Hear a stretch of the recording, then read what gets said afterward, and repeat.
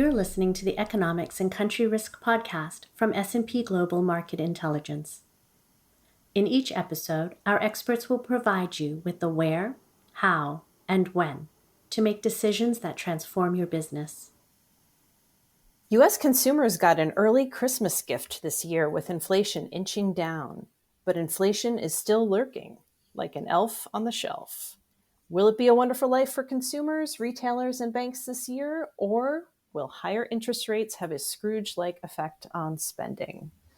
I'm Kristen Hallam, content strategist at S&P Global Market Intelligence, and your host for this episode of the Economics and Country Risk podcast. Joining me for this discussion are my colleagues from Market Intelligence, Michael Zdinek, a director on the U.S. economics team who leads the U.S. Consumer Market Service, and Nathan Stovall, director of Financial Institutions Research and host of Street Talk, another podcast from S&P Global Market Intelligence.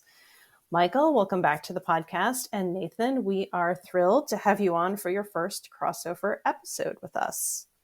So, Michael, will it be a good year or a bad year in terms of holiday spending?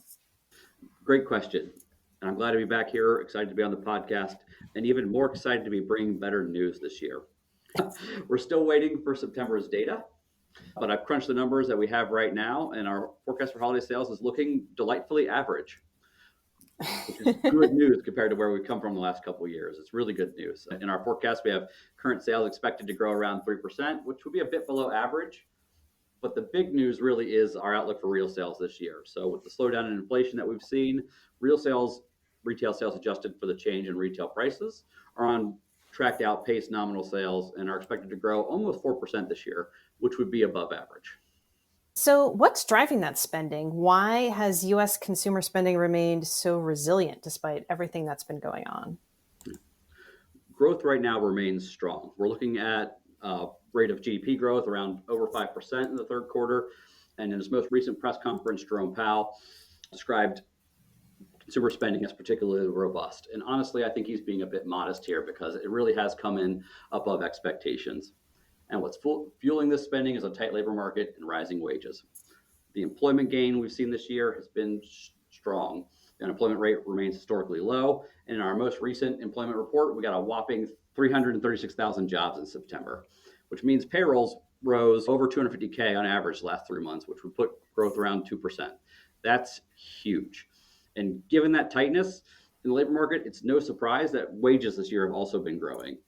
So following a 2-year decline in real wages, the money people take home after adjusting for inflation, we saw that rise 3.5% in the second quarter. Wow. And as of August, it was 3.7% higher than a year ago. And what's more important, what's really cool about that is that growth is being driven by wages and salaries, which are up over 5% this year as well. Well, that's good news for workers, but maybe less good news for the folks at the Fed who are trying to tame inflation, huh? Absolutely, most certainly. So one driver of the pandemic era consumer spending that we saw was the high level of savings because people couldn't spend money on travel and concerts and so on. Nathan, what do savings or bank deposit levels look like now? Well, they've certainly come down. As you said, not only did we see savings slow because people weren't going out and spending on things like experiences, but it's also amazing what happens when you throw $5 trillion at a market. Let's not forget that we put money in people's hands, both through stimulus checks and expanded unemployment benefits. And during that period, you saw excess savings that were accumulated above and beyond anything that we had seen, with estimates ranging anywhere from 2.1 trillion to 2.5 trillion. And they've since dwindled. Consumers have really been relying on those to maintain some of the spend that we had seen. And they've been coming down since the fall of 21, when you saw some of those emergency benefits that we had given to consumers end. And in particular, I'm talking about expanded unemployment benefits then. The most recent estimates I've seen out there, excess savings are standing at around $190 billion, sort of at mid-year, and they've probably continued to come down since that point, since we've seen personal savings rates be below the pre-pandemic average. And we've seen deposits come down as well. Consumers were holding more money in their bank deposits than we had ever seen before, going over a long timeline. And that's some of the reasons we saw deposits decline in 22 and again this year. Deposits fell 2% in 2022 across the banking industry. That's a very rare thing. Banks don't plan for that.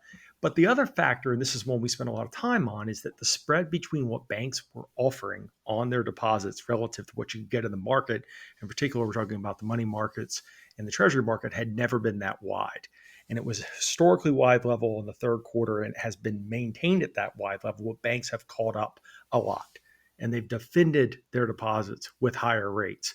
That's come at a cost, and the cost is eaten into their margins, but that's good news for the consumers who can earn 3 to 4, maybe even 5% on some of the new CDs that banks are putting out there in the market. And don't forget, these are FDIC insured. Compare that against where maybe a wealth manager would talk to you about getting 6 or 7% return on your portfolio, but that comes with risk.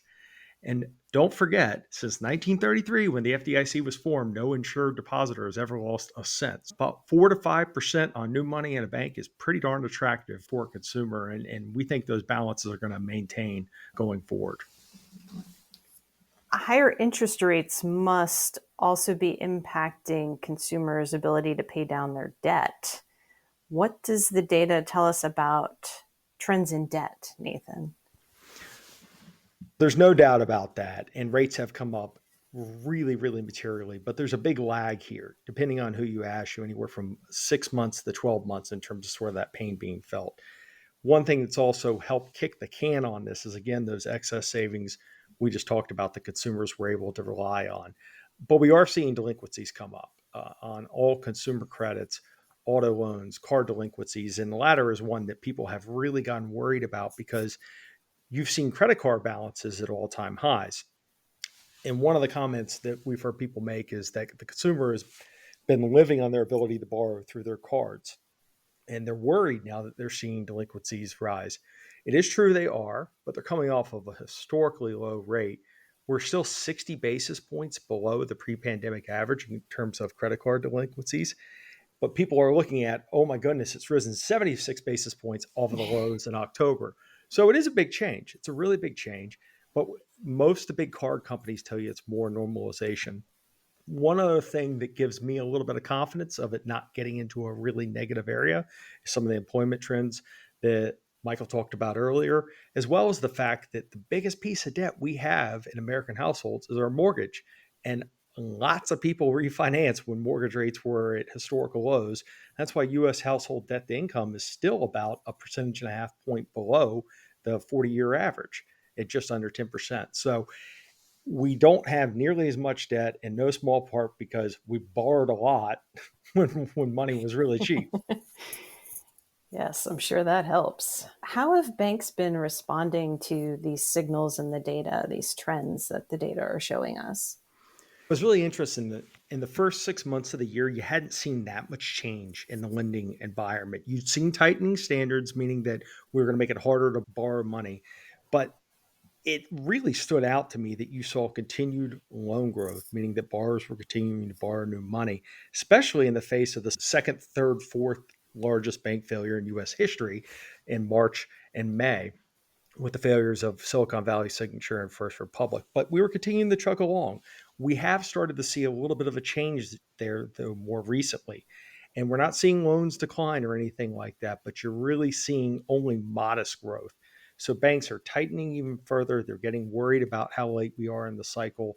And I would say they are most cautious about consumer credit. You're seeing card balances actually starting to come down. So they're starting to tighten the reins.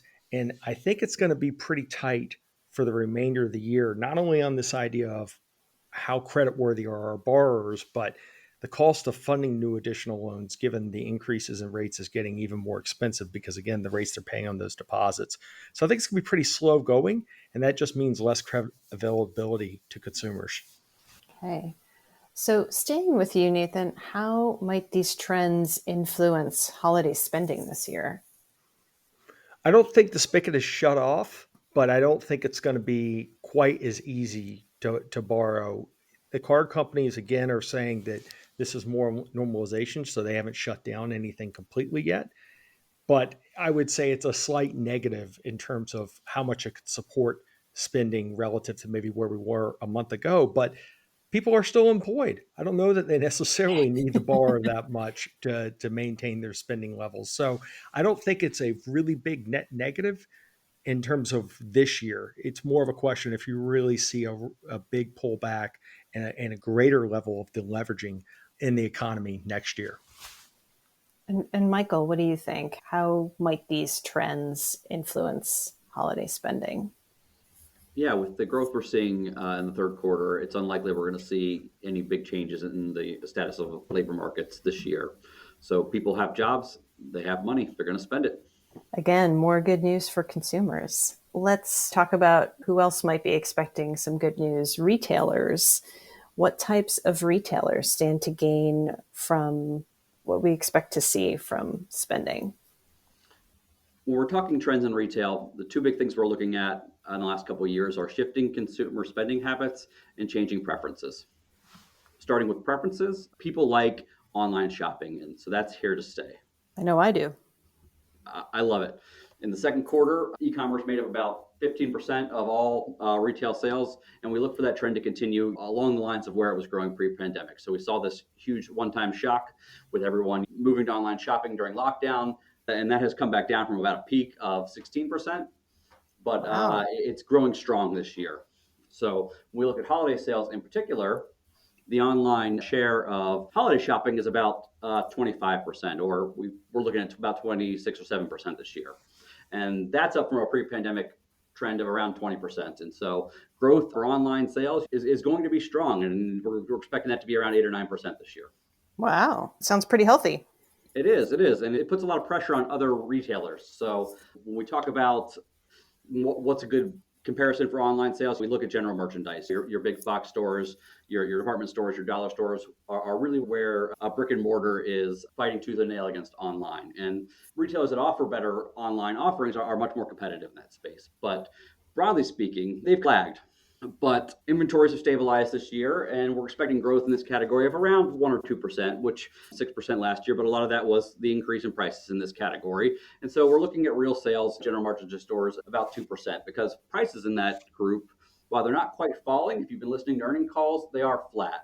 And with that, the other trend is this shift in spending habits that we're seeing amongst consumers. So we've been told for years that people start their holiday shopping early, and that's why when I was out shopping this weekend, I saw Christmas trees all the way up in a store I went in already. The Halloween decorations were down, and the Christmas trees were up. I was aghast.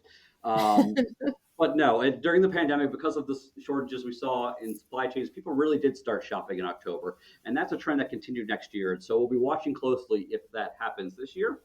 And with that, there's been an odd tailwind that we've seen the slump in December. And part of that could be, especially when we're talking online shopping, people worried that they're not going to get their online orders in time. And so we've seen some sales move forward.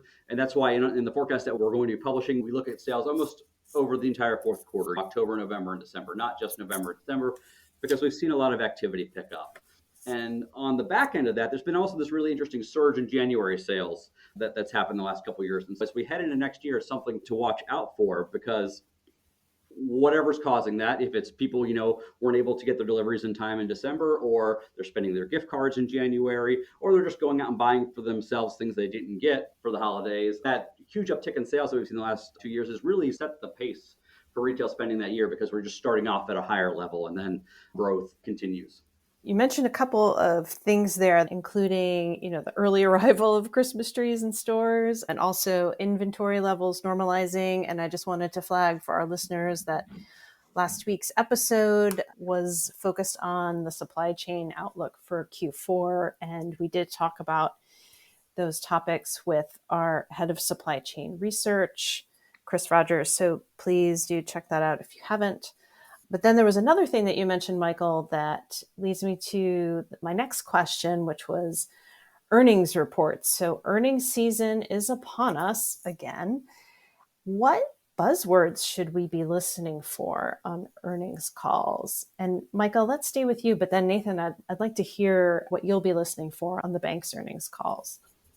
For retail, Chris is the man. He's spot on. And we've been watching supply chains very closely this year as they've normalized, because that's what led to a lot of the price pressure that we saw last year. I would pay close attention to different retailers, how they're talking about their inventories, and not just the stock, because we've seen that those normalize with the level of sales over the last couple months, but the mix of goods and what their expectations are for this holiday season. Growth will look a lot weaker in the second quarter than it looks now. Have they had time to restock the shelf? What happens? So if there are certain goods that are short, we might see prices tick up a little bit more this year than we're expecting in this forecast. But what's going to be fighting against that are the companies that are always trying to make up their numbers and have been really aggressive in terms of discounting in a competitive space that only gets more competitive every year. And how our inventory is doing and how our price is doing are what I always listen for. And on my side, we're going to listen to a couple of things. One, banks are credit providers. And I spoke to this earlier. Are they becoming less willing to lend? And that's going to have sort of two components. The first being, how fleeting is their liquidity? How stretched is their liquidity? And really what I mean by that is, how stable are their deposit bases? We know they're going to have to pay up more for them, but are they feeling pressure to the point to where that they're going to hold back on credit? We don't think that's going to be quite as pervasive, that they're just going to be willing to spend to defend what they have and feel comfortable with their balance sheets. The second thing that they'll do in that context is they're probably going to be less willing to put money to work in the bond market and shift into the loan portfolios. We've seen that this year. I think that'll continue. But the second piece out of credit availability will really be just concerned about where we are in the cycle. We know there's lots of concerns over things like commercial real estate and lending to office, but are we starting to pull back in other areas where we've only seen modest change thus far? So that's something we're really going to be listening for pretty closely. And then the second piece is, there's an old line that banks are thermometers of the local economy. So what does their local economy look like? What are they feeling from their customers? And what are they seeing in terms of the health of the consumer? Because what they've said thus far is they're seeing almost no cracks in the credit armor, so to speak.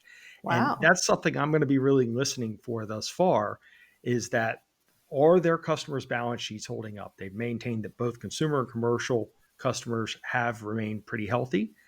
And I want to know, is that still the case? And I don't think you're going to hear any real blips. I think you're going to hear more talk about what is coming and whether or not we are going to see further blips, not even so much in Q4, but in 24. Lots to watch out for there. So I have to ask, do you see other risk factors out there, Grinches, as it were, that could ruin the holidays for consumers or retailers? Or if not ruin, have a negative impact, shall we say? Yeah, there are a couple things that are on the horizon of our forecast. And if you're one of the individuals who's been waiting for a recession all year, 24 might be your year. It'll be interesting to see what happens. But for consumers, gas prices are surging again. And in August, they were up almost 11%. And that hurts for people. We saw that tank consumer sentiment, but it also took a bite out of discretionary spending. Sales at bars and restaurants were down last month. So it'll be interesting to see how those prices evolve this holiday season and if and when that weighs on consumer spending. Thankfully, the last couple of years, it hasn't. We've seen a real disconnect between sentiment and spending. But there's always the potential that it could matter. Because it speaks to how consumers feel about inflation broadly, right? We've talked about already how that slowed down this year. Core PCE last 3 months is down to 2.2%, but that still exceeds the Fed's objective. So we see this surge in job openings, and unemployment claims continuing to drift down, labor force participation ticking up. It means that it's going to get harder and harder to squeeze inflation down into the 2%. And there's an upside to interest rate risk right now, which is a downside to spending growth. Yeah, I do not envy the Fed, their job right now. No, it's not one of the hardest jobs in the world. And with that, we have seen action recently. In our forecast this month, we saw a pretty significant and broad tightening in financial conditions. Interest rates were up across the board. And that's going to choke off some of the growth this year, but it's really a question of timing, right? If disposable income is still growing and people are taking home money, they're going to want to spend it. And all the chinks in the armor that are showing up in the third quarter are concerns. We have Medicaid disenrollments this year. Healthcare is getting a little harder to access. We have the end of pandemic era benefits and SNAP payments. There are parts of the income distribution that are really, really hurting, and that's going to creep higher when student loan payments restart next year. The question is, are each of these small cuts enough to affect the economy in aggregate? An excellent question. Maybe we'll have you back on the podcast to talk about that, Michael. Nathan, anything to add there? Any potential Grinches that you see that could ruin the holidays? I think Michael has covered a lot of them, but I'll offer a little bit of a flip side that some of those things that are certainly worth worrying about do the Fed's work in my mind in terms of further tightening of financial conditions. So I see that as a positive in the sense that maybe it takes 6 or 7% off the table, which would be a little scary and would worry me from a credit perspective in terms of our ability to digest that level of interest rates. So it gets me to this place of we're running pretty hot. We're at a good starting place, but we've got a lot of looming potential threats out there. And I'm not saying that it's a perfect Goldilocks scenario, but I feel like it's setting up to get a little bit closer to that. All right. Potential soft landing, the elusive soft landing. Maybe we'll have you back as well. We can get the band back together for early 2024 and see how things are shaping up. So let's wrap up our discussion with some key takeaways for our listeners. Let's start with you, Michael. The first takeaway is the same thing that I said last year. I'm going to double down on that. Never bet against the American consumer, whether or not you believe that we're always willing to spend money that we don't have, or you're in the camp that I find myself in right now, which is as long as people have jobs, they're going to keep wanting to spend money. And with that, the second takeaway is what Nathan said. This tightening of financial conditions we're seeing recently is doing some of the Fed's work for them. And, they really tried to hit home at the last meeting that rates were going to stay higher for longer. And it seems like markets are starting to catch on now.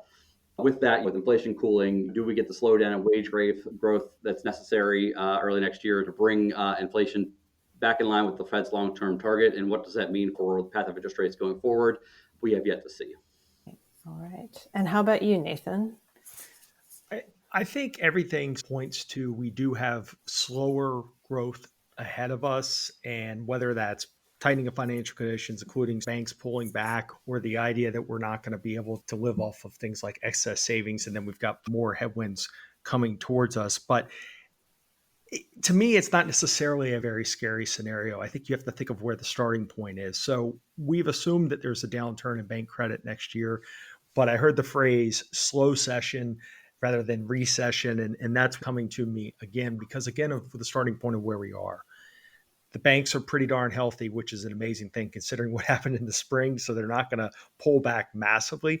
And the consumer's pretty healthy. Our balance sheets are in pretty good shape. And some of that has to do, no doubt, with all the emergency support that was given during the pandemic, but also the scrubbing that financials did during the pandemic and looking at their portfolios. So this is not an 2007 kind of scenario to me. If there is one downturn looming out there, we haven't been making mistakes for years and years on end. So if something comes, I'm okay with it. I think we'll get through it and we'll be able to move forward. All right. So slow session versus recession, and never bet against the American consumer. You've heard it here. So all that's left for me to do is to thank Michael and Nathan for sharing their insights with us today. You can hear more from Nathan on the Street Talk podcast, so please do check it out. And please join us next week here on Economics and Country Risk when we'll be talking about elections in Southeast Asia. Thank you for listening to the Economics and Country Risk podcast. Connect with us on LinkedIn and Twitter, and don't forget to subscribe to the podcast so you never miss an episode.